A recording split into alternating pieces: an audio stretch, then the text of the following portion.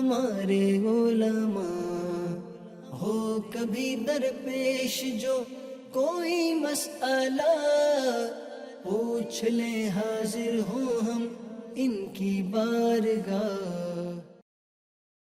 الحمد للہ رب العالمین والصلاة والسلام علی خاتم النبیین، اما بعد فاعوذ باللہ من الشیطان الرجیم، بسم اللہ الرحمن الرحیم، الصلاة والسلام علیک یا رسول اللہ وعلی آلک واصحابک یا حبیب اللہ، الصلاة والسلام علیک یا نبی اللہ وعلی آلک واصحابک یا نور اللہ۔ مدنی چینل کے ناظرین، پروگرام دارالافتاء اہل سنت میں آپ کو خوش آمدید کہتے ہیں، مرحبا کہتے ہیں۔ اللہ رب العالمین ہم سب کو دین اسلام کے احکامات سیکھ کر سمجھ کر ان پر عمل پیرا ہونے کی توفیق عطا فرمائے۔ ہمارے پیارے رسول صلی اللہ علیہ وآلہ وسلم کا فرمان عظمت عالی شان ہے، ان اول الناس بی یوم القیامہ اکثرہم علیہ صلاۃ، قیامت کے دن میرے سب سے زیادہ قریب ترین وہ ہوگا جو مجھ پر کثرت سے درود پڑھتا ہو۔ صلو علی الحبیب صلی اللہ تعالی علی محمد صلی اللہ علیہ وآلہ وسلم۔ ناظرین اکرام، اس پروگرام میں بطور خاص آپ کے سوالات شامل کیے جاتے ہیں، اور کچھ ہمارے پاس ویڈیو سوالات بھی ہیں، ان کو بھی پروگرام کا حصہ بنائیں گے اور ان کے جوابات آپ تک پہنچائیں گے۔ آج کے ہمارے پروگرام میں شامل ہیں مفتی محمد جمیل رضا عطاری صاحب، ان کو بھی خوش آمدید کہتے ہیں۔ جزاکم اللہ خیر۔ کیسے مزاج گرامی آپ؟ الحمدللہ علی کل حال۔ ماشاءاللہ ماشاءاللہ۔ بڑھتے ہیں اپنے ناظرین کے سوالات کی طرف۔ میرا نام زاہد خان ہے، میں فرانس سے حاضر ہوا، 12 ماہ کے سفر میں ہوں۔ مفتی صاحب، میرا آپ سے یہ سوال ہے کہ کسی شخص نے کچھ اس طرح کے جملے یا الفاظ بول دیے ہیں، اس پر ہمیں غصہ آ گیا، تو اس غصے پر کیسے قابو کیا جائے؟ دیکھیں، انسان کی ایک فطرت میں ایک چیز ہے کہ اگر اس کے مزاج کے خلاف کوئی بات ہوتی ہے تو آدمی کو اس پر ایک غصہ آنے لگتا ہے، اور اسی طرح چہرے پر خون کی نسیں وہ ابھرنے لگتی ہیں، چہرہ جو ہے وہ سرخی مائل ہونے لگتا ہے۔ تو یہ جو کیفیت ہوتی ہے، یہ انسان کے لیے ایک ایسا وقت ہوتا ہے کہ جس میں وہ مکمل طور پہ سمجھ بوجھ کے ساتھ جو بھی فیصلہ کرنا ہے، جو بھی رد عمل ظاہر کرنا ہے، تو اس میں آدمی سے مسٹیک ہو سکتی ہے۔ اور چونکہ غصہ یہ شیطان کی طرف سے ہے، اور شیطان آگ سے بنا ہے، تو یہی چیز ہے کہ جب آدمی غصے میں ہوتا ہے تو آدمی بھی بڑا ہیٹ اپ ہو رہا ہوتا ہے، اس کے گویا کان سے دھواں نکل رہا ہوتا ہے، مزاج، ٹھیک ہے۔ تو یہ والی جو کیفیت ہوتی ہے کہ اس کیفیت میں آدمی کوئی ایسا غلط قدم بھی اٹھا سکتا ہے، اور جب آدمی غصے میں ہوتا ہے بمقابل نارمل کنڈیشن کے، تو شیطان کا ہتھ کنڈا جلدی بن جاتا ہے، شیطان اس کو بہت جلدی جس طرح چاہتا ہے یوز کر لیتا ہے۔ تو ہمیں احادیث مبارکہ میں اس طرح کے معاملات میں جب آدمی گرفتار ہو جائے کہ غصے کی کیفیت ہے، تو ہمیں غصہ ٹھنڈا کرنے کے مختلف طریقے احادیث کریمہ میں بتائے گئے ہیں۔ ان میں سے ایک طریقہ ہے کہ اگر ہم کھڑے ہیں تو اپنے غصے کو کنٹرول کول ڈاؤن کرنے کے لیے اس بیٹھ جائیں۔ تو بیٹھنے سے ایک فرق پڑے گا، چونکہ کھڑے ہو کر رد عمل اقدام کرنا آسان ہوتا ہے بمقابل بیٹھنے کے، تو ہم نے اپنے آپ کو بٹھا لیا۔ بیٹھ کر بھی غصہ اگر کنٹرول نہیں ہو رہا تو لیٹ جائیں، چت لیٹ جائیں، تو زمین پر لیٹ جائیں۔ تو اس سے کیا ہوگا، زمین کے اندر عاجزی ہے، شیطان آگ سے بنا ہے، زمین جو ہے وہ مٹی، اور مٹی کی فطرت میں ٹھنڈک ہے۔ تو آدمی یوں زمین پر جب لیٹ جاتا ہے تو زمین کی ٹھنڈک اس کے جسم پر جب پڑتی ہے تو غصے کی کیفیت میں وہاں پر بھی فرق پڑتا ہے۔ ایک صورت یہ بھی ہے کہ جب غصہ اس طرح کے کسی عمل سے پھر بھی کم نہیں ہو رہا، تو پھر ایسی صورت میں آدمی وضو کر لے۔ تو وضو کرنا، چونکہ جس طرح ہم دیکھتے ہیں کہ آگ بجھانے کے لیے پانی کا استعمال کیا جاتا ہے، تو چونکہ شیطان نے اندرونی طور پر ایک غصے کے ذریعے سے ایک اندر آگ بھڑکا دی ہے اور انتقام لینے کے جذبات بھڑک رہے ہیں، تو وضو کرنے کی برکت سے یہ ہوگا کہ انشاءاللہ آدمی کا غصہ بہت جلدی ٹھنڈا ہو جاتا ہے۔ تو یہ تو تھے کچھ ظاہری معاملات، کہ کچھ چیزیں ایسی ہیں کہ جو ہمیں ویسے غور کرنا چاہیے۔ غصے میں کیا ہوتا ہے، انتقام لینا۔ اب وہ انتقام لینے کے لیے ہاتھ کا استعمال بھی ہو سکتا ہے، کسی جارحانہ آلات کا بھی استعمال ہو سکتا ہے، اسی طریقے سے زبان کے ذریعے سے بھی کوئی ایسے نازیبہ جملے بولے جا سکتے ہیں اگلے شخص کی کارروائی کے بعد کہ جو اس کے دل میں بھی ایک مزید نفرت بھڑکا سکتے ہیں۔ تو ایسے موقع پر آدمی کو اپنے بارے میں کہ اس آدمی نے آپ کو غصہ دلایا اور انتقام کا جذبہ پیدا ہو رہا ہے، تو معاف کرنے کی جو فضیلتیں ہیں ان کی طرف نظر کرنی چاہیے کہ جب آدمی کسی نے آپ کو ستایا، اذیت پہنچائی اور اس کو بندہ معاف کر دے اللہ تعالیٰ کی رضا کے لیے اور اس طرح ذہن بنائے گا تو اس کے اندر خود بخود غصہ ختم ہونے کی کیفیت پیدا ہو جائے گی، کیونکہ آپ نے جو اس وقت جو ری ایکشن کا تقاضا تھا کہ غصے میں اب کچھ کرنا ہے، آپ اس کے مد مقابل اپنے آپ کو ٹھنڈا کرنے کے لیے معاف کرنے کا ذہن بنا رہے ہیں۔ اور قرآن پاک کی آیت کریمہ والکاظمین الغیظ والعافین عن الناس واللہ یحب المحسنین، ماشاءاللہ، کہ جو غصہ پینے والے لوگ ہیں اور لوگوں سے درگزر کرنے والے لوگ ہیں، تو اللہ تبارک و تعالیٰ کو ایسے لوگ جو ہیں وہ پسند ہے، ان کا ذکر فرمایا اللہ تعالیٰ بھلائی کرنے والوں کو پسند کرتا ہے۔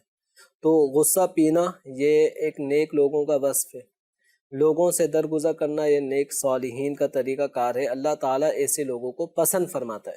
تو اس طرف توجہ دیں۔ پھر ایک چیز یہ کہ بتقاضا بشریت میں بھی ایک گناہ کا ارتکاب کر لیتا ہوں، یہ سوچے کہ بتقاضا بشریت مجھ سے بھی خطا ہو جاتی ہے، گناہ سرزد ہو جاتے ہیں، لیکن اللہ تبارک و تعالیٰ بھی درگزر فرما رہا ہے، میری خطاؤں پر فوراً پکڑ نہیں ہو رہی، مجھے معاف کیا جا رہا ہے۔ جیسے قرآن پاک کے اندر بھی ہے وَيَعْفُو عَنْ كَثِيرٍ، کہ اللہ تبارک و تعالیٰ کثیر گناہوں کو تو معافی فرما دیتا ہے۔ تو اللہ تبارک و تعالیٰ جب میری اتنی برائیوں کے پیش نظر مجھ سے درگزر فرما رہا ہے تو میں نے یہ معاف کرنے کا وصف اپنے اندر بھی پیدا کرنا ہے، غصہ کنٹرول کرنا ہے۔ تو اس طرح کی چیزیں سامنے رکھیں تو انشاءاللہ اس کا فائدہ یہ ہوگا کہ پھر قرآن پاک کی ایک آیت کریمہ بھی ہے ادفع باللتی یا احسن، کہ اس طریقہ کار کو اپناؤ کہ جو اچھا طریقہ ہے، یعنی برائی کا بدلہ برائی سے بھی ہو سکتا ہے، لیکن برائی کا بدلہ اگر ہم اچھائی سے دیں گے، یعنی معاف کر دیں گے، درگزر کر دیں گے، تو اس کا فائدہ یہ ہوتا ہے کہ اگلے شخص کے دل میں بھی جو ایک نفرت تھی، جس نفرت نے اسے ہمارے خلاف کیا تھا اور ہمارا رد عمل اس کے بالکل برعکس ہوگا، ہم معافی درگزر سے کام لیں گے، تو نتیجہ یہ ہوگا قرآن پاک کی ایک اور آیت کریمہ میں اس طرح برائی کا بدلہ برائی کے بجائے اچھائی سے دینے والوں کا نتیجہ یہ بیان فرمایا گیا کأنہ ولی حمیم۔ تو اس معافی کا نتیجہ نکلے گا کہ وہ جو کل تک دشمن تھا آپ کے اچھے رویے سے وہ آپ کا گہرا دوست بن جائے گا۔ تو اس لیے معافی کو اپنانا چاہیے، ہر موقع پر بدلہ لینا یہ بعض لوگوں کی نیچر میں شامل ہے کہ اس نے کوئی بات کہی اس کو فوراً رپلائی کر دیا، اس نے کوئی کام آپ کے خلاف مزاج کے خلاف کیا ادھر اس کو ٹوک دیا، یعنی بدلہ لینا، انتقام لینا جن لوگوں کا فطرت میں گویا انہوں نے اپنا شامل کر لیا ہے کہ میں نے ہر موقع پہ بدلہ لینا ہے، میں کمزور نہیں ہوں، میں کسی سے یا غصہ ہی دکھانا ہے ہر موقع پر۔ ہاں، اچھا، کچھ کو جان بوجھ کے شاید مشہور ہی اس لیے کر دیا تھا نا کہ ان کو غصہ، ان کو زیادہ بہت غصیلا آدمی ہے، اس کو بہت جلدی غصہ آ جاتا ہے، وہ بیچارہ پھر شاید مجبوراً بھی اس کو ایسا نہیں ہو کہ میں اپنی طبیعت پر اور لوگوں کے کمنٹس پر صادق آنے کے لیے تو میں ایسا کر کے دکھاؤں، اور پھر نتائج کتنے الٹے ہوتے ہیں ہم یہ دیکھتے ہیں معاشرے میں۔ غصے کی وجہ سے جہاں لوگوں کے کئی نقصانات بھی بعض اوقات ہو جاتے ہیں، جاب چلی جاتی ہے، نوکری سے گیا، کاروبار سے اپنے کسٹمرز کے ساتھ ایسے انداز اختیار کیا کہ وہ تو زندگی بھر اس کی شاید دکان پہ کبھی قدم ہی نہ رکھے۔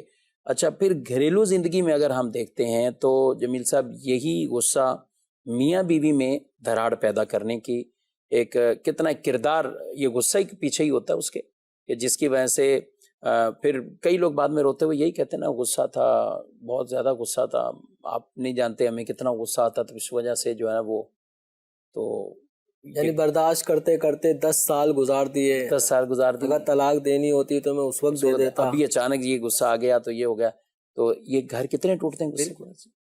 شیطان کی خوشی، یعنی شیطان کے لیے آدمی کو یوں سمجھیں کہ فٹ بال بنانے کا موقع کہ جہاں چاہے کک مار دے، فٹ بال جس طرح جاتی رہتی ہے. تو آدمی شیطان کے آگے اس کنڈیشن میں بے بسی کی حالت میں گویا اس وقت آ جاتا ہے جب آدمی شدید ترین غصے میں ہوتا ہے. تو غصے پہ کنٹرول پائیں، اور اس کے لیے امیر اہل سنت دامت برکاتہم العالیہ کا ایک رسالہ ہے غصے کا علاج. تو اس رسالے کا بھی مطالعہ کریں گے. اس میں بزرگان دین کے بڑے شاندار قسم کے واقعات ہیں. تو ان واقعات کی روشنی میں ہمیں بھی بہت کچھ سیکھنے کو ملے گا، اور اس طرح کے واقعات ہماری لائف میں بھی اکثر آئے ہوں گے اور آئندہ بھی آ سکتے ہیں. تو ایسے مواقع پر ہمارے بزرگان دین کا کیا رد عمل ہوتا تھا، وہ اللہ تعالیٰ کی رضا کے لیے معاف کر دیا کرتے تھے. اس معافی کی برکت سے سامنے والا شخص وہ اپنی دشمنی کو دوستی میں اور محبت میں تبدیل کر لیا کرتے تھے. اللہ تبارک و تعالی ہم سب کو غصے کے مضر اثرات سے محفوظ فرمائے. باقی یہ ایک چیز ذہن میں رکھیں کہ ہمارے معاشرے میں ایک جملہ بڑا کامن ہوتا جا رہا ہے، غصہ حرام ہے. غصہ حرام ہے یہ کہہ کر پھر آدمی کسی کو غصے کے کنٹرول کرنے کا درس دے رہا ہو تو بھائی غصہ حرام ہے، غصہ مت کرو. تو غصہ حرام ہے یہ جملہ ہی غلط ہے. بہت سارے مواقع ایسے ہیں کہ جہاں پر آپ جب تک غصہ نہیں کریں گے شرعی اعتبار سے وہ احکامات آپ پورے طور پہ ادا بھی نہیں کر پائیں گے. اب بچہ نماز نہیں پڑھتا تو اب اس بچے پر نماز 7 سال کا ہوا، نماز کی ترغیب دلائی، 10 سال کی عمر اس کی ہو چکی ہے، نماز نہیں پڑھ رہا، 11 سال کا ہو گیا، نماز نہیں پڑھ رہا، تو آپ کیا اس کے آگے ہاتھ جوڑ جوڑ کے نماز پڑھوائیں گے؟ کچھ معاملات میں آپ کو سختی کرنی پڑے گی. اسی طرح مجرموں کے ساتھ جو حکمران طبقہ انصاف دلانے کے لیے کیا ان سے پیار محبت کے ساتھ ڈیل کی جائے گی؟ مجرموں کے ساتھ اس طریقہ کار سے نمٹا جائے گا. بعض مواقع پہ کوڑے لگتے ہیں تو کوڑے کیا پیار محبت سے اس پہ مارے جائیں گے؟ ان میں سزا کا جو طریقہ کار شریعت نے رکھا ہے اس کا جو شرعی تقاضا ہے اس کے مطابق غصے کا اظہار ہوگا، اس گناہ سے نفرت کا اظہار ہوگا. یعنی کچھ ایسے مواقع بھی ہوتے ہیں ظاہر ہے کہ جہاں یہ ایک تقاضا بھی بنتا ہے، لیکن اوورآل جو ہم نے پہلی گفتگو کی ہے ایک عام نارمل گھر فیملی کو چلانے کے لیے اور معاشرے کے اندر ایک ماحول کیسا ہونا چاہیے، تو وہ نبی پاک صلی اللہ علیہ وسلم کی جو مبارک تعلیم ہے کہ جو جسے پہلوان کہا کہ پہلوان وہ تو نہیں ہے جو دشمن کو پچھاڑ دے اور گرا دے، وہ جو اپنے نفس پر کنٹرول کر لیتا ہے، اپنے غصے پر کنٹرول کر لیتا ہے. اور ایسے موقع پر کہ جب عموماً انتقام کی ایک آگ بھڑک رہی ہوتی ہے تو کچھ دیر کے لیے خاموشی اختیار کرنا، یقیناً کئی گھرانے اس وجہ سے بچ جاتے ہیں اور ان کے یہاں بڑی بڑی لڑائی ایک کی خاموشی کی وجہ سے وہ کہیں کہ پتہ نہیں کیا کچھ ہو جانا تھا، لیکن چند سیکنڈ ہی گویا کہ خاموش ہوئے تو اس کے بعد رزلٹ کچھ اور آ گیا. اچھا پھر اگر تھوڑی سی خاموشی ہوگی نا تو بولنے کو وہ خود ہی کہ اب خاموش ہو ہی گیا نا، جواب تو اس وقت فل اسٹاپ ہو گیا. ہاں اب وہ ٹھنڈے ہوئے پھر اور آگے کیا بات چلائیں، کس طرح جھگڑے کو دوبارہ آغاز کریں، تو تھوڑا یہ اس سے فرق پڑتا ہے. تو اس لیے جب کبھی جھگڑا ہو تو عمومی طور پہ اگر 2 فرد ہیں یا میاں بیوی ہیں، 2 دوست ہیں، ان میں آپس میں جھگڑا ہو گیا تو ایک سائڈ سے اگر خاموشی اختیار کر لی جائے گی تو اس سے کافی حد تک معاملات آسان ہو جائیں گے. آپ یوں سمجھیں کہ جیسے اگر 2 برتن ہوں، دونوں اسٹیل کے ہوں، لوہے کے ہوں، ان دونوں کو اگر ایک دوسرے ٹکراتے رہیں گے تو شور بھی ہوگا. اچھا اس کے مقابلے میں ایک برتن اگر ہٹا دیا جائے اور اس کی جگہ فوم ہو اور ایک برتن فوم پہ مارا جائے تو آواز ہی نہیں آئے گی. تو اس طرح اگر ایک آدمی دوسرے کو جواب دیتا رہے گا، دوسرا پہلے کو جواب دیتا رہے گا تو یہ سلسلہ بڑھتے بڑھتے بعض اوقات بہت سنگین نتائج کا سامنا دکھاتے ہیں. تو اس کے بجائے ایک فریق اگر خاموش ہو جائے، اس جگہ سے ہٹ جائے، یہ بھی ایک حل ہے کہ اس کمرے سے دوسرے کمرے میں چلے جائے. اگر گھر میں لگتا ہے کہ دوسرے کمرے میں بھی آ کر جھگڑا ہو سکتا ہے تو پھر ایک فریق وہ باہر چلے جائے. مثال کے طور پہ میاں بیوی کا جھگڑا ہو تو ایسے موقع پر مشورہ یہ ہے کہ شوہر کو چاہیے کہ کچھ دیر کے لیے اپنے گھر سے باہر چلے جائیں، کچھ دوستوں میں بیٹھے، تو اس میں انشاءاللہ کوئی اچھے اور سنجیدہ دوست ہوں گے جو اس کے غصے کو انشاءاللہ ٹھنڈا بھی کر دیں گے. ماشاءاللہ. بڑھتے ہیں آپ کے مزید سوالات کی طرف. مفتی صاحب سے سوال ہے میرا کہ بندہ با جماعت نماز ادا کرنے کے لیے مسجد میں آتا ہے اور اس کی 3 رکعتیں رہ جاتی ہیں، 1 رکعت اس کو مل جاتی ہے، تو بعض لوگ کہتے ہیں کہ جو بچے جو 3 رکعتیں وہ تو دیر وہ خاموش رہ گئے، یعنی کچھ بھی نہیں پڑھے گا. جس کی 3 رکعتیں رہ گئی، مثال کے طور پہ شاید 4 رکعت والی نماز جی ہاں، صحیح۔ 3 رکعتیں جس کی رہ گئی ہیں، تو ان 3 رکعت میں سے اس نے امام کے ساتھ ابھی 1 رکعت پڑھی ہے، اور وہ تعداد کے اعتبار سے چوتھی رکعت تھی۔ اب اس کی جو رکعتیں چھوٹی ہیں، پہلی چھوٹی ہے، دوسری چھوٹی ہے، اور تیسری رکعت چھوٹی ہے، تو جو اب یہ امام کے سلام پھیرنے کے بعد جب یہ کھڑے ہو کے نماز پڑھیں گے، تو نماز پڑھنے کی صورت میں یہ گویا اپنی پہلی رکعت ادا کر رہے ہیں۔ تو جب پہلی رکعت ادا کی جاتی ہے، اس میں ثنا پڑھی جائے گی، تعوذ، تسمیہ، سورہ فاتحہ، آمین، پھر اس کے بعد پھر کوئی صورت ملائیں گے، پھر رکوع سجود کر لیں گے۔ تو جو پہلی رکعت کے پڑھنے کا طریقہ ہوتا ہے کہ اس میں سورہ فاتحہ اور سورت ملائی جاتی ہے، تو وہ باقاعدہ ملانی ہوگی، خاموش رہ کر قیام کر کے رکوع میں چلے جانا، اس سے آپ کا قرات کا فرض رہ جائے گا، اور قرات کا فرض رہنے کی صورت میں نماز نہیں ہوگی۔ اچھا، 1 رکعت آپ نے امام کے سلام پھیرنے کے بعد پڑھ لی، تو یہ تعداد کے اعتبار سے 2 رکعتیں ہو گئیں، اور دوسری رکعت پہ بیٹھنا واجب ہوتا ہے، اس لیے آپ ہر 2 رکعت پورا ہونے پہ قعدہ کریں گے۔ تو 2 رکعت پوری ہو چکی ہیں، قعدہ کریں، اس کے بعد پھر آپ کھڑے ہو جائیں گے، اور کھڑے ہونے کے بعد سورہ فاتحہ اور سورت پڑھیں گے، پھر رکوع سجود کریں گے۔ ابھی آپ کی یہ تعداد کے اعتبار سے تیسری رکعت ہو گئی۔ ٹھیک۔ تیسری رکعت میں رکوع سجود کرنے کے بعد پھر کھڑے ہوتے ہیں، بیٹھتے نہیں ہیں۔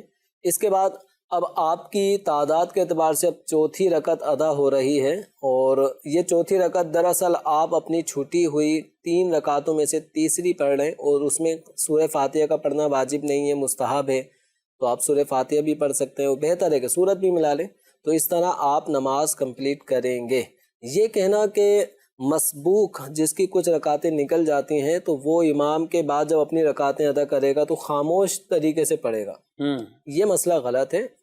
مسبوق کو اپنی تمام تر رکعتوں میں تلاوت کرنی ہے، جہاں تلاوت کرنا واجب ہے، فرض ہے، وہاں تلاوت کرنی ہوگی، اور جہاں پہ شریعت نے تلاوت واجب نہیں رکھی، جیسے فرض کی تیسری اور چوتھی رکعت میں، تو مسبوق بھی اگر اپنی تیسری چوتھی رکعت وہ ادا کر رہا ہوگا، تو وہاں پر وہ چاہے تو سورہ فاتحہ پڑھ سکتا ہے، سورت بھی ملا سکتا ہے، 3 مرتبہ تسبیحات بھی پڑھ سکتا ہے۔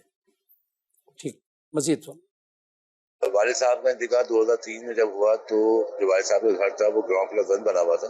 2007 میں میں نے ایک اور پوشن بنایا اوپر، اور پھر شادی کا 4 سال میں مارا ہوں۔ سوال آپ کی خدمت میں یہ ہے کہ جو پوشن میں نے بنایا، تو اس پوشن میں جو پیسے خرچ ہوئے اس زمانے میں 2007 میں، اس کے حساب سے میں وہ پیسے الگ لے سکتا ہوں، یا صرف جو گھر بکے گا اس میں سے میرا شرعی حق ہے؟ تو اس متعلق مجھے ذرا گائیڈ لائن دے دیں، بہت شکریہ۔ کئی فیملیز کا یہ والے مسائل تو عام طور پہ ہوتے ہیں، اور کچھ نہ کچھ گھر کے اندر تعمیرات کا سلسلہ وہ کروا دیتے ہیں۔ بیٹا کچھ اپنی رہائش کے لیے بھی ایک پورشن بنا لیتا ہے، لیکن جب کبھی آگے وراثت کی تقسیم کاری ہو تو پھر یہ مسائل سامنے کھڑے ہوتے ہیں۔ کیا حال ہے اس میں کچھ صورتیں بنتی ہیں اس طرح کی کنڈیشن میں کہ والد صاحب اور بیٹے کے درمیان کیا ڈیل ہوئی ہے اس طرح کے معاملے میں، کہ والد صاحب کی جگہ پر بیٹا کچھ چھت اوپر والی منزل بنا کر اوپر 2-1 کمرے ڈال لیتا ہے اپنے رہائش کے لیے، یا اوپر والا فلور پورا تیار کر لیتا ہے، تو والد صاحب کے ساتھ اس کی کیا ڈیل ہوئی ہے، یہ اہم ترین چیز ہے۔ تو اگر والد صاحب کے ساتھ اس کی یہ ڈیل ہوئی ہے، جیسے ایک تخمینہ لگایا گیا کہ اس اوپر والے پورشن کے تعمیر ہونے میں مثال کے طور پہ 15 لاکھ روپے کا خرچہ آ رہا ہے، تو والد صاحب کے پاس وہ اخراجات نہیں ہیں، وہ کہتے ہیں کہ بھائی آپ ایسا کریں کہ یہ 15 لاکھ روپے آپ اس پہ خرچ کر دیں، اور اس 15 لاکھ روپے خرچ کرنے کی صورت میں جب کبھی یہ مکان بکے گا یا میرے پاس اتنی رقم ہوئی تو میں آپ کو آپ کے 15 لاکھ روپے دے دوں گا۔ تو اب یہ جو خرچہ ہوا یہ ایک طرح سے والد صاحب کے اوپر قرضہ ہے، جو بیٹے نے ان کی اجازت سے کیا ہے، ان کے کہنے سے کیا ہے۔ تو مکان بکنے کی صورت میں یا والد صاحب ویسے ہی اویلیبل رقم ہونے کی صورت میں 15 لاکھ روپے دے دیں گے۔ تو ایک صورت تو یہ ہوتی ہے کہ اب بیٹا اس لگائی ہوئی قیمت میں جو گویا والد صاحب کی طرف اس کی طرف سے والد صاحب کی طرف وہ رقم قرض ہو گئی، تو وہ گویا اب وہ جو قرض دیا تھا والد صاحب کو، والد صاحب سے وہ قرض لے سکتا ہے۔ انتقال ہو گیا تو ترکے میں سے پہلے قرض ادا ہوتا ہے، تو یہ قرض کی ادائیگی میں اس کو 15 لاکھ روپے مل جائیں گے۔ ایک صورت یہ ہوتی ہے کہ والد صاحب کا گھر بیٹا سعادت مندی کی نیت سے تعمیر کرتا ہے، خود بڑا خود سے محبت سے کہ یہ میرے والد صاحب کا گھر ہے، یہ چھتیں نیچے ہیں تو میں چھتوں کو اوپر کر لوں. اسی طرح والد صاحب نے ہمارے لیے گھر کا بندوبست کیا تھا، اب چونکہ جگہ کم پڑ رہی ہے تو اوپر کچھ کمرے ڈالنے ہوں گے، تو والد صاحب کے گھر کو میں اور اچھا کر رہا ہوں، اور یہ جو کچھ بھی میں خرچ کر رہا ہوں والد صاحب کی خوشی کے لیے، رضا کے لیے، اور ان کی ملکیت ہوگا یہ. اگر اس نیت سے اگر کسی بیٹے نے یہ 15 لاکھ روپے خرچ کیے، اوپر کا پورشن تعمیر کیا، اور والد صاحب ہی کو مالک تصور کرتے ہوئے کیا کہ جو کچھ بھی تعمیر ہو رہا ہے ان کا ہے، اور میں والد صاحب کی یہ خدمت کر رہا ہوں، میں ان سے کسی قسم کا پیسہ بھی نہیں لوں گا کہ انہوں نے ہم پر اتنے احسانات کیے تو یہ ہماری طرف سے والد صاحب کو ان کے احسانات کا گویا کہ ایک طریقہ ہے کہ ان کے احسانات کے شکرانے کا ایک ہم نے مختصر سا ایک طریقہ اختیار کیا. تو اگر ایسی کوئی کنڈیشن ہے تو پھر اس بھلائی اور والد صاحب کے ساتھ کی گئی اس نیکی کا دنیا میں یہ بیٹا مطالبہ کسی سے نہیں کر سکتا. کل کو وہ مکان جب وراثت میں بکے گا، یہ نہیں ہوگا کہ میں نے 15 لاکھ روپے اس پہ خرچ کیے تو مجھے 15 لاکھ روپے دو، وہ سب ملکیت میں چلا گیا، وہ والد صاحب کی ملکیت میں گیا. والد صاحب کی ملکیت میں جانے کے بعد ان کے انتقال ہونے کی صورت میں سب کی وراثت میں آ جائے گا.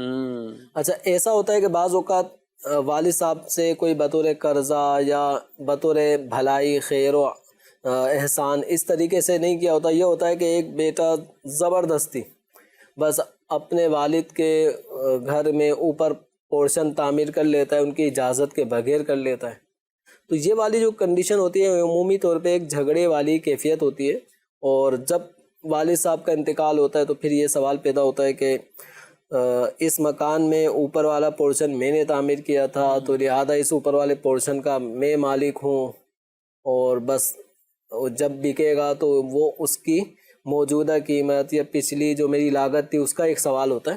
تو یہاں پر اگر واقعتاً ایسی کنڈیشن ہے کہ والد صاحب کی جگہ کو ان کی اجازت کے بغیر زبردستی اوپر پورشن تعمیر کیا، زبردستی اوپر کمرے ڈالے، اس صورت میں جو خرچے ہوئے اور والد صاحب کی اس پہ اجازت نہیں تھی، تو یہ والی جو کنڈیشن ہے، اس کنڈیشن میں جب یہ مکان بکنے کی صورت بنے گی تو یہ بیٹا جس نے والد کی جگہ کو ان کی اجازت کے بغیر استعمال کیا اور اوپر تعمیر کر لی، تو اس اوپر تعمیر میں جتنی لاگت آئی اس لاگت کا وہ سوال اور مطالبہ والد صاحب سے یا ان کے انتقال کے بعد ورثاء سے نہیں کر سکتا. صحیح.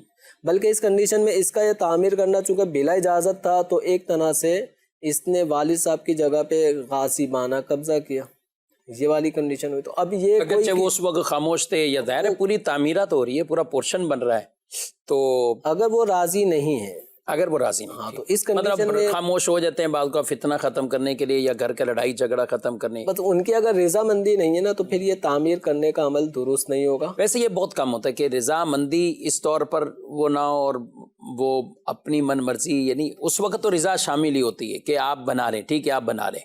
اچھا، اس ٹائم کچھ چیزیں طے بھی نہیں ہوتی. میں چاہوں گا کہ یہاں چلیں، آپ نے یہ بات کی، یہ تو آپ کنٹینیو رکھیے گا، لیکن حل بھی ناظرین کو ہم بتائیں کہ جیسے ہمیں ہمارے سامنے جب بعد میں کیسز آتے ہیں تو اب اس وقت ایک واقعی ہی بھائی کہہ رہا ہوتا ہے کہ میرے تو 1 کروڑ روپے خرچ ہو گیا ادھر ہی، میں چاہتا تو اس وقت ہی 1 کروڑ روپیہ سائڈ پہ کسی اور فلیٹ میں لگا دیتا، کسی اور جگہ لگاتا، تو میں تو ابھی گھر کا مالک ہوتا. اور اب یہ ٹوٹل میں تقسیم ہو رہا ہے تو اتنے نہیں مل رہے کہ میرا حصہ بھی اس میں ہے اور دیگر خرچہ بھی ہے. حل ہونا کیا چاہیے؟ اگر کوئی بھائی کل کو یہ ذہن رکھتا ہے کہ میں جتنے لگا رہا ہوں اس سے زیادہ مجھے ملیں، کم نہ ملیں، ملبے کی صرف قیمت نہ ملے، تو وہ پہلے کیا حل اس کا ہونا چاہیے؟ اس میں یہ ہوگا کہ پھر یہ جیسے والد صاحب کی زندگی میں یا ان کے انتقال کے بعد اکثر یہ ہوتا ہے کہ والد صاحب کے انتقال کے بعد کوئی ایک بڑا بھائی وہ یا جس کے پاس بھی رقم زیادہ ہوتی ہے تو وہ اس کو تعمیر کر لیتا ہے ترکے والی جگہ کو. اگر وہ ورثہ کی اجازت کے ساتھ کر رہا ہے کہ میں آپ کی اجازت ہو تو میں اس مکان کو اچھا کر لوں، بنا لوں، اوپر کمرے ڈال لوں، تو اگر سارے ورثہ اجازت دے دیتے ہیں تو پھر اس صورت میں جو تعمیرات ہوئی ہے اس نے وہ تعمیرات سب کے لیے کی ہے یا ذاتی طور پہ اپنے لیے کی ہے. بقیہ سب اپنے اپنے کمروں میں رہ رہے ہیں، جو اس وقت والد صاحب کی زندگی میں ایک عارضی تقسیم کے مطابق کمروں میں لوگ رہ رہے ہوتے ہیں.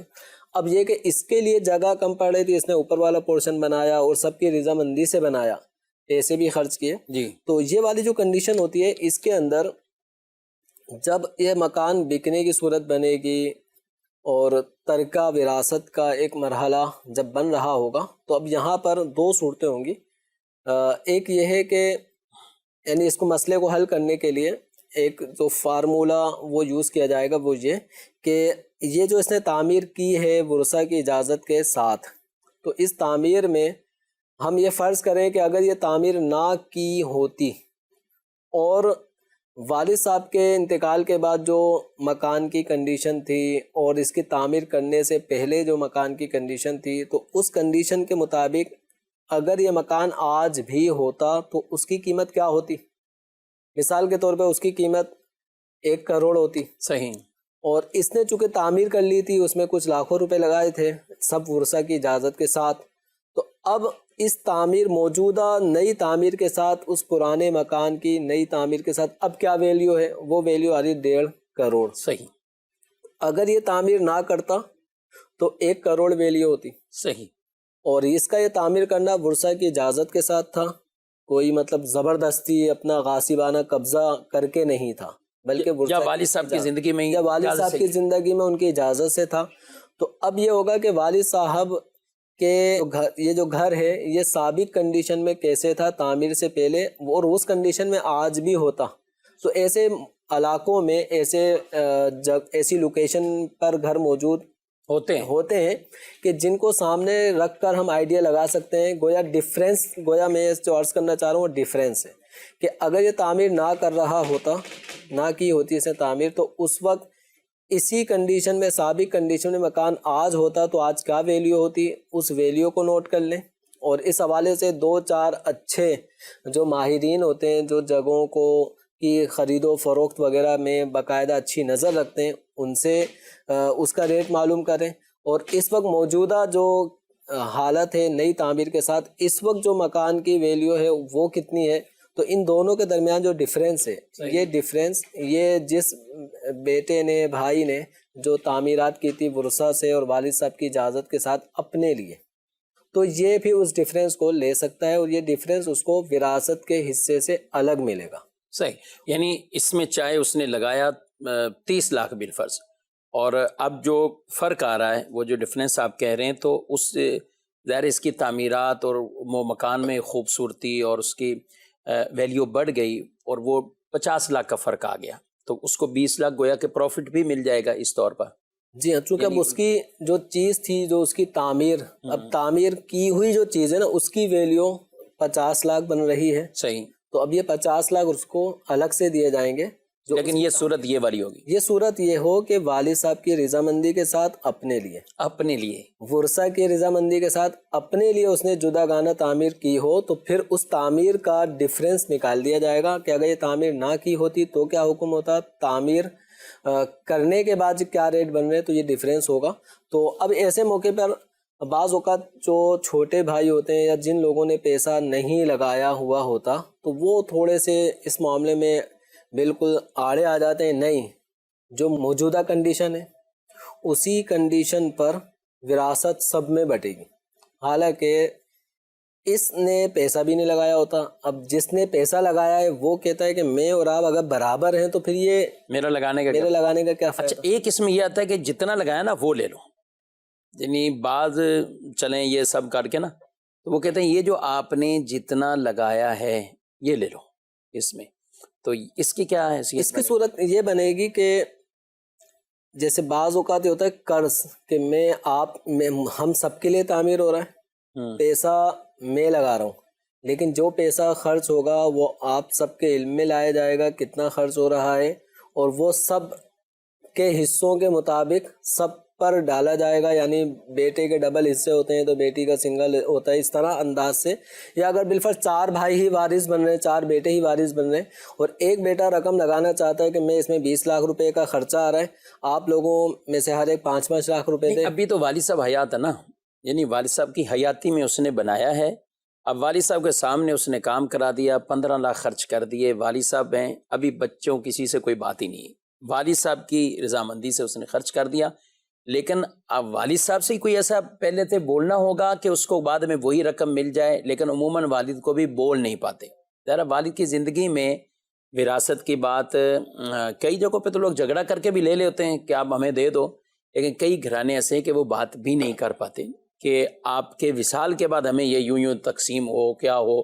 تو اب یہ کس سے کیا طے کر کے یہ کام کرتا کہ 15 لاکھ ہی مل جائے، پورا پروفٹ مجھے نہیں چاہیے، جو میرا لگا وہ مجھے مل جائے. دیکھ یہ کنڈیشن تو ایک والد اور اس کے درمیان جو کمٹمنٹ قرض والی ہو ٹھیک، وہ اس کنڈیشن میں ہی ایسا ہوگا کہ آپ بیٹا آپ خرچ کر دو میں آپ کو دے دوں گا. یا یہ سب کو بیٹوں کو بلا کر کہا جاتا ہے کہ جب میرے انتقال کے بعد وراثت بٹے گی تو اس بیٹے نے 15 لاکھ روپے لگائے ہیں، یہ 15 لاکھ روپے مجھ پر قرضہ ہے اور یہ پہلے اس کو 15 لاکھ روپے دیے جائیں گے. تو اس طرح کی یہ والی صورت ہو سکتی ہے. جی. لیکن ناظرین کرام بعد میں جھگڑنے سے بہتر ہے کہ پہلے ہی کر لیا جائے. کئی معاملات میں ہم واقعی پہلے نہیں کر پاتے، بعد میں جھگڑا کرتے. کاروبار بھائی چلا رہے ہیں، ساتھ ہی چلاتے جا رہے ہیں 30 سال ہو گئے، 35 سال ہو گئے. اب بچے یعنی ان کی اولادیں آگے بڑی ہو گئیں، جو بڑے بھائی ہیں ان کے بچوں کی شادیاں ہونا بھی شروع ہو جاتی ہیں، چھوٹے بھائی ان کے بچے ابھی چھوٹے ہیں. تو یہ بات گھروں میں لڑائیاں یہاں سے شروع ہو جاتی کہ ابھی ان بڑے بھائیوں کے تو شادیوں میں خرچے ہو رہے ہیں، جب ہمارے بچے بڑے ہوں گے تو اس وقت کیا حالات ہوں گے. اس وقت کہیں بٹوارا ہو کے سب معاملات ہی الگ الگ ہو گئے تو ہمارے بچوں کی شادیاں کیسے ہوں گی. تو یہ بعض اوقات چیزیں شروع ہو جاتی ہیں. تو یہ اگر ان معاملات کو وہ کیا جائے.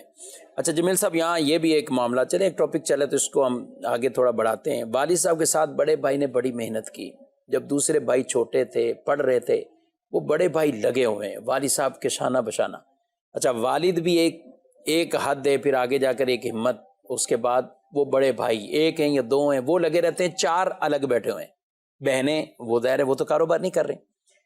اب جب والد کا انتقال ہوتا ہے، پھر جب بٹوارے کی طرف معاملات جاتے ہیں تو یہ بڑے بھائی بعض اوقات یہ شکوہ شکایت کرتے ہوئے یا اس پر سوالیہ نشان رکھتے ہوئے کہ میری 35 سال کی محنت ہے اور یہ تو اپنی جاب کر رہا تھا، یہ فلاں جگہ تھا، یہ فلاں جگہ تھا، اس کو کیا آپ کہیں گے، کیا حل ہونا چاہیے؟ یہ ایک آزمائش والی صورت ہے. بعض اوقات اس میں بڑے بھائی جو آپ کا سوال ہے، اس سوال میں کبھی نتیجہ یہ ہوتا ہے کہ بڑے بھائی سب چھوٹوں کو محروم کر دیتے ہیں. ہاں وہ بھی ہے، چھوٹوں کو وہ اتنے ہوتے ہیں کہ سب کچھ اپنے نام کر دیا. یہ کاروبار تو ہم کر رہے تھے، والد صاحب تو گھر بیٹھ جاتے تھے، کاروبار کو ہم نے سنبھالا. تو بعض اوقات وہ چھوٹوں کو بالکل فارغ کر دیتے ہیں کہ آپ کا اس میں کوئی حصہ نہیں، سارا ہماری محنت کا نتیجہ ہے. کبھی ہوتا ہے کہ واقعتاً ان کی محنت ہوتی ہے لیکن اس کے بعد چھوٹے جو ہوتے ہیں وہ اپنے بڑے بھائیوں پر کوئی شفقت اور مہربانی کا رویہ نہیں رکھتے. تو ایسے موقع پر ایک صورت یہی ہوتی ہے کہ چھوٹے اور بڑے بھائی ان سب کو مل جل کر آپس میں ایک ایسا فیصلہ کرنا چاہیے کہ جس میں کسی کے ساتھ ناانصافی نہ ہو. تو ایسے موقع پر بھی مشورہ ہے کہ دارالفتہ اہل سنت سے باقاعدہ رجوع کریں. آپ کے علاقے میں کوئی مستند مفتی سنی صحیح العقیدہ ان سے رجوع کریں. تو کچھ چیزیں ایسی ہوتی ہیں کہ جس میں دونوں فریقین کو سمجھانا ہوتا ہے. ایک چھوٹے کو بڑے بھائی کے جو احسانات ہیں، جو بڑا بھائی باپ کے درجے میں ہوتا ہے، تو جس طرح والد صاحب اپنی اولاد پر شفیق اور مہربان ہوتے ہیں تو اسی طرح بڑا بھائی بھی اپنے چھوٹے بھائیوں کے ساتھ، بہن بھائیوں کے ساتھ اس قدر محبت بھرا برتاؤ کرتے ہیں شاید وہ اپنے بچوں جیسا ہی چھوٹے بہن بھائیوں کو سمجھتے ہیں. تو وہ اپنے بچوں میں اور اپنے چھوٹے بہن بھائیوں میں کوئی زیادہ فرق سمجھتے ہی نہیں ہیں. لیکن اب ایسے موقع پر بعض اوقات چھوٹے بھائی اپنے بڑے بھائی کے ساتھ بھی ناروا سلوک کر رہے ہوتے ہیں. تو اس معاشرے میں یعنی دونوں طرح کا ہوتا ہے. کبھی یہ تو بینس معاملات نہیں ہوتے ہیں. بہتر یہ ہے کہ ایسے موقع پر دارالفتہ اہل سنت سے رجوع کریں اور فریقین دونوں آئیں، چھوٹے بھائی بھی آئیں، بڑے بھائی بھی آئیں.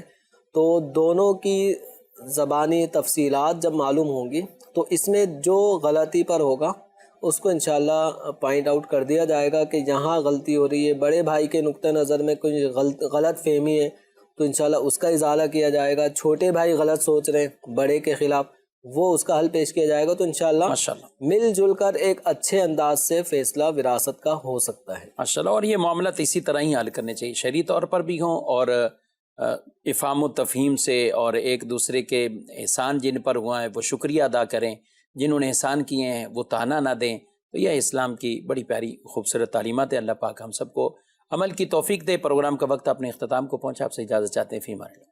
ہادی و رہنما ہمارے علماء، ہو کبھی درپیش جو کوئی مسئلہ، پوچھ لیں حاضر ہوں ہم ان کی بارگاہ.